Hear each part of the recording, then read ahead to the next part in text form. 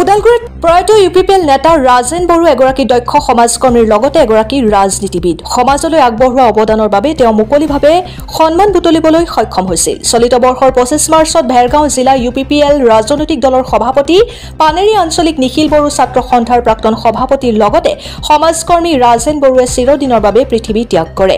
তেওঁৰ মৃত্যুৰ খবৰে সমগ্ৰ অঞ্চলটোত শোকৰ ছাঁ বিয়পি পৰিছিল। ৰাজেন বড়োৱে তেওঁৰ জীৱনকালত আগবঢ়োৱা অৱদানৰ ভিত্তিত আজি কচুবিল বৰলামফা কালচাৰ ছ'চাইটিৰ মুকলি খেলপথাৰত পানেৰী আঞ্চলিক নিখিল বড়ো ছাত্ৰ সন্থা উদ্যোগত সন্থা তথা অঞ্চলবাসীৰ অভ্যৰ্থনা সমিতিৰ আৰু পৰিয়ালৰ সদস্যসকলে এক আদ্যশ্ৰাদ্ধ অনুষ্ঠানৰ লগতে স্মৃতি গ্ৰন্থ উন্মোচন আদিৰে দিনজোৰা কাৰ্যসূচীৰ আয়োজন কৰে।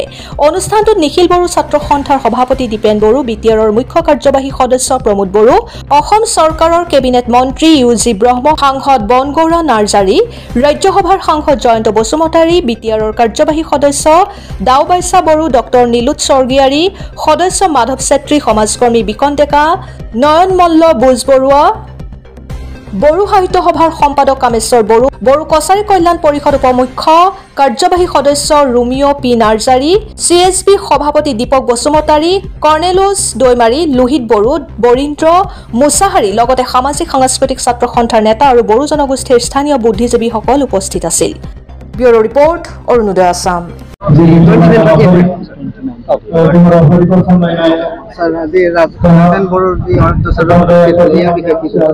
আজি আমাৰ খুব আত্মীয় বন্ধু প্ৰয়াত ৰাজেন বড়ো ডাঙৰীয়াৰ শ্ৰাদ্ধৰ দিন। মই এই শ্ৰাদ্ধৰ দিনত উপস্থিত হৈ তেখেতক শ্ৰদ্ধাঞ্জলি জনাইছোঁ আৰু ভগৱানৰ ওচৰত প্ৰাৰ্থনা কৰিছোঁ তেখেতৰ স্বৰ্গীয় আত্মাক সদায় যাতে শান্তিৰে থাকিবলৈ ভাল এটা স্থান দিয়ে, ইয়াৰ কাৰণে ভগৱানৰ ওচৰত প্ৰাৰ্থনা কৰিছোঁ। আজি দুখৰ সময়ত মই তেখেতৰ পৰিয়ালৰ প্ৰত্যেকজন সদস্যলৈ মোৰ মৰম আৰু শ্ৰদ্ধা মই জনাইছোঁ। ৰাজেন বড়ো আমাৰ সাংগঠনিকভাৱে সম্পৰ্ক থকাৰ উপৰিও আমি খুব ভাল বন্ধু আছিলোঁ আৰু আজিৰ তাৰিখত মই ক'ব লাগিব, যদিও তেখেতে কোনো এটা দলত বা আমাৰ ৰাজনৈতিক দলতে হওক বা নিখিল বড়ো ছাত্ৰ সন্থাতে শীৰ্ষ পদত নাছিলে, তথাপিতো তেখেতে কোনো এজন আমাৰ যিটো আগশাৰীৰ নেতাৰ চিন্তাধাৰা বা আগশাৰীৰ নেতাৰ যিটো ছেক্ৰিফাইচ আৰু ডেডিকেশ্যন ইয়াতকৈ কম নাছিলে। তেখেতে পানেৰীত থাকে, টংলাত থাকে যদিও গোটেই বিশ্বখনৰ খবৰ, গোটেই ভাৰতবৰ্ষখনৰ খবৰ, গোটেই অঞ্চলৰ খবৰ তেখেতে ৰাখিছিলে আৰু সদায় এটা সঠিক পথত সমাজখন আগুৱাই নিয়াৰ কাৰণে চিন্তা কৰিছিলে। গতিকে তেনেকৈ এটা মহান জীৱন আমাৰ লগত আছিলে আৰু তেখেতে স্বৰ্গবাসী হ'ল।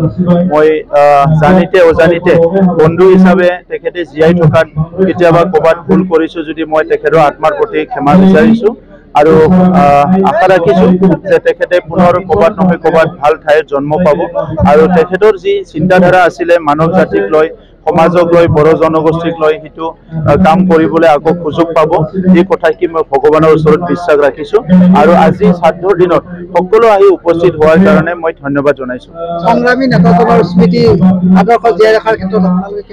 ইতিমধ্যে আমাৰ নেতাসকলে বা আমাৰ টিমৰ মানুহবিলাকে চবে লগ লাগি পেলাই এটা ষ্টেজো নিৰ্মাণ কৰি ওলাইছে। বাকী কামখিনি ইয়াত লোকেল আঞ্চলিক কমিটি এপছু আছে, আমাৰ তেখেতৰ ঘৰৰ মানুহবিলাক আছে আৰু আমাৰ দলৰ মানুহ একেলগে কথা পাতি আমি পৰৱৰ্তী সময়ত কি কৰিব পৰা যায় সেইটো আমি ঘোষণা কৰিম আৰু এই কামটো কৰিম।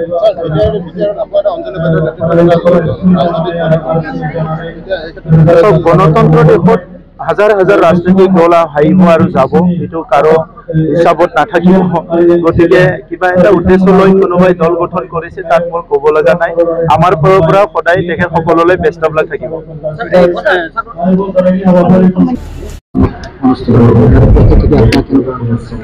আজি ৰাজেন বড়ো ডাঙৰীয়াৰ আদ্যশ্ৰাদ্ধ।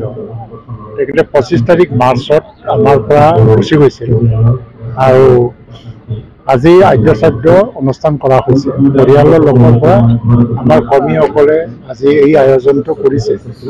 ইয়াত আহি পেলাই মই আজি ইমানে মনত দুখ লাগিছে আৰু এটা গৌৰৱ অনুভৱো কৰিছোঁ। দুখ লাগিছে এইকাৰণে যে মৃত্যুৰ দিনা মই লগত থাকিব পৰা নাই আৰু অকাল মৃত্যু বুলি ক'ব লাগিব। মোতকৈ বয়সত প্ৰায় 12 বছৰ জুনিয়ৰ আছিলে, সৰু আছিল।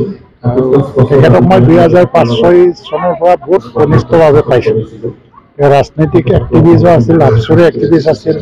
লগতে আটাইতকৈ ডাঙৰ কথাটো হ'ল যে এই অঞ্চলত হাতী মানুহৰ যিটো সংঘাত, ইয়াত যথেষ্ট কাম কৰিছিল। সেই এক্সপাৰ্ট বুলি জানিছিলে তেখেতে, সেইকাৰণে BKNDক যিটো এৱাৰ্ড লিডাৰশ্বিপ হিচাপে তেখেতক দিয়া হৈছে হাতী মানুহৰ সংঘাত কাম কৰাৰ কাৰণে। এতিয়া তেওঁ UPPLৰ সভাপতি হিচাপে কাম কৰিবলৈ ওলাইছিল আৰু মানুহজন সদায় ডেডিকেটেড হয়, যিটো দায়িত্ব লয় ভালকৈ কাম কৰে। ইয়াত অহাৰ পিছত UPPLটো ইয়াত শক্তিশালী কৰিবৰ কাৰণে তেওঁ চেষ্টা চলাইছিল। আজি তেওঁ আমাৰ মাজত নাই, খুব মানে ডাঙৰ এটা লোকচান বুলি আমি ক'ব লাগিব। তথাপিও আজি আন্তঃৰাষ্ট্ৰীয় দিনা তেখেতৰ স্মৃতিটো চিৰযুগমীয়া কৰিবৰ কাৰণে প্ৰতিমূৰ্তি উন্মোচন কৰা হৈছে আৰু ইয়াত সৰুকৈ আয়োজিত এটা কাৰ্যসূচী প্ৰায় শ লোক ইয়াত আহি পেলাই অংশগ্ৰহণ কৰিছে। তো ৰাইজে যে তেখেতক ভাল পাইছিল এইটোৱে এটা সংগ্ৰামী নেতা আছিলে। আৰু হায়াৰ ছেকেণ্ডেৰী ফাইনেলটো দিব নোৱাৰিলে আন্দোলনৰ কাৰণে। আন্দোলন ফাইনেল দিবলৈ যাওঁতে পুলিচে ধৰিবৰ কাৰণে গৈছিল, স্কুলৰ পৰা পলাই যাব লগা হৈছিল। সেইদিনৰ পৰা ই পঢ়া শুনা শেষ কৰিছিল আৰু আজিলৈকে তেওঁ সংগ্ৰামে কৰি আছে। এই প্ৰকৃতিৰ সংগ্ৰাম, প্ৰকৃতি মানে ৰক্ষাৰ সংগ্ৰামৰ পৰা আৰম্ভ কৰি জাতীয় আন্দোলনত সদায় আছে। ভাবোঁ তেখেত মানুহজন হয় যে মাল্টিপল এটা দৃষ্টিভংগী লৈ পেলাই কাম কৰা মানুহ, যেনেকৈ প্ৰকৃতি ৰক্ষাৰ কাৰণেও কাম কৰে আৰু বিভিন্ন জাতি গোষ্ঠীৰ মাজত এটা সমন্বয় ৰক্ষাৰ ক্ষেত্ৰতো তেখেতে যথেষ্ট মানে সচেতন আছে আৰু জাতিৰ কাৰণে বহুত ডাঙৰ অতি বুলি মই ভাবোঁ। বিশেষকৈ ডিমাকুছী অঞ্চল আৰু ওদালগুৰি ডিষ্ট্ৰিক্ট বা এজ এ হ'ল UPPL পাৰ্টিৰ কাৰণে ডাঙৰ।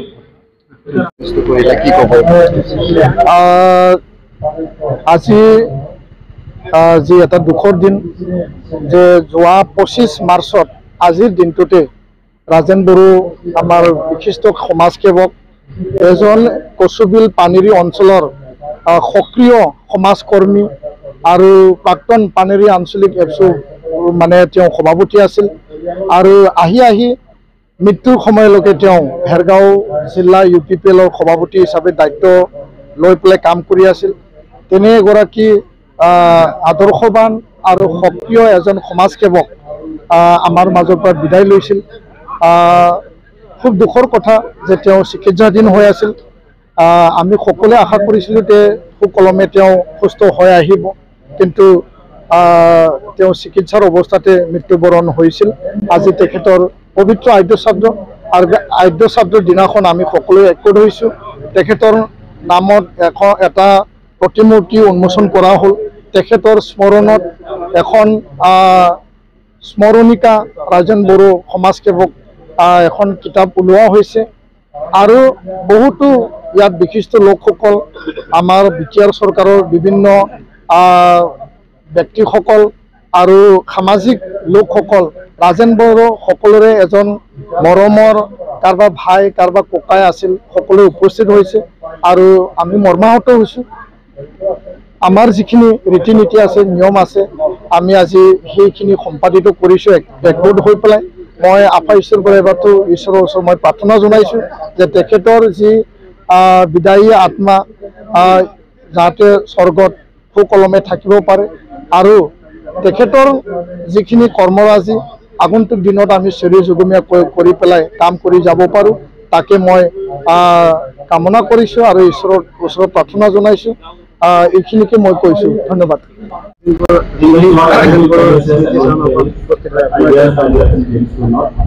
আজি আমাৰ পানাৰী অঞ্চলৰ লগতে আমাৰ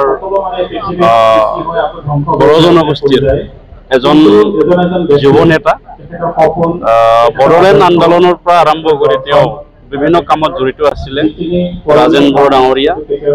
তেখেতে যোৱা মাৰ্চ মাহৰ 25 তাৰিখত দিল্লীত চিকিৎসাধীন অৱস্থাত মৃত্যু হৈছে আৰু আজি ৰাজহুৱা আদ্য শ্ৰাদ্ধ ইয়াত পাতা হৈছে। আমাৰ আজিৰ এই অনুষ্ঠানত অসমৰ কেবিনেট মন্ত্ৰী শ্ৰীযুত ইউজি ব্ৰহ্ম ডাঙৰীয়া, ৰাজ্যসভাৰ সাংসদ শ্ৰীযুত অনগ্ৰা নাৰ্জাৰী ডাঙৰীয়া, বড়ো কছাৰী ৱেলফেয়াৰ অট'নমাছ কাউন্সিলৰ ডেপুটি চিফ ৰমিঅ নাৰ্জাৰী, লগতে আমাৰ বিধায়ক আৰু BTCৰ স্পীকাৰ শ্ৰীযুত কাতিৰাম বড়ো ডাঙৰীয়া উপস্থিত আছিল ৰাতিপুৱাৰ ভাগত, আৰু BTR প্ৰধান শ্ৰীযুত প্ৰমোদ বড়ো ডাঙৰীয়া খন্তেক পিছত উপস্থিত হ'ব। ৰাজহুৱাভাৱে আমি তেখেতৰ আদ্যশ্ৰাদ্ধ আজি আমি ইয়াত কুশবিলত পাতিছোঁ। যথেষ্ট মনত দুখ আৰু বেদনা পাইছোঁ, কাৰণ তেওঁ এনেকুৱা এজন ব্যক্তি আছিলে নিস্বাৰ্থভাৱে জাতিটোৰ কাৰণে, সমাজৰ কাৰণে আৰু বিভিন্ন জনৰ কাৰণে তেওঁ কাম কৰি আহি আছিলে আৰু আমাৰ লগত খুব ক্লোজ আছিলে। তেখেতে মোতকৈ বয়সত ডাঙৰ হ'লেও নিখিল বড়ো ছাত্ৰ সন্থাত তেওঁ যি সময়ত আঞ্চলিকৰ সভাপতি হৈছিলে, পানেৰী আঞ্চলিকৰ, ময়ো খাগ্ৰাবাৰী আঞ্চলিকৰ সভাপতি আছিলোঁ, আৰু বয়সত সৰু হ'লেও তেখেতক মই আঞ্চলিকত যেতিয়া নিখিল বড়ো ছাত্ৰ সন্থাত কাম কৰিবলৈ আহিছোঁ তেতিয়া তেখেতক লগ পাইছিলোঁ, আৰু তেখেতে সদায় এডভাইচ নহয়, তেখেতৰ যিখিনি কথা সেইবিলাক কৈছিলে। আৰু আমি নিৰ্বাচন খেলিলোঁ, জিকাৰ পিছতো তেখেতক আমি এজন আদৰ্শ ব্যক্তি হিচাপে আমি পালোঁ। তেখেতে সদায় আমাক বয়সত সৰু হ'লেও ইমানেই সন্মান জনাইছিলে যে কথাৰে ক'ব নোৱাৰোঁ, যে তেখেতে সদায় আমাক কেতিয়াও মানে আদেশ দিয়া নাছিলে, তেওঁ সদায় ছাজেশ্যনহে লৈছিল আমাৰ পৰা। গতিকে এজন এনেকুৱা ব্যক্তি আমাৰ মাজৰ পৰা হেৰাই যোৱাত আমাৰ অঞ্চল তথা জাতিটোৰ যথেষ্ট ক্ষতি হৈছে। মই গভীৰভাৱে শোক প্ৰকাশ কৰিছোঁ, আৰু তেখেতৰ আত্মাৰ কাৰণে চিৰ শান্তিৰ বাবে আমি প্ৰাৰ্থনা জনাইছোঁ। তেখেতে য'তে নাথাকক কিয় তেখেতে শান্তিৰে থাকক, আৰু তেখেতৰ জীয়াই থকা সময়ত যিখিনি কাম কৰিছিলে সেই কামখিনি আমি সদায় স্মৰণ ৰাখিম, আৰু তেখেতৰ যি কাম কৰি আছিলে সেইখিনি আদৰা কামখিনি আমি জীয়াই থকাখিনি কৰিব লাগিব।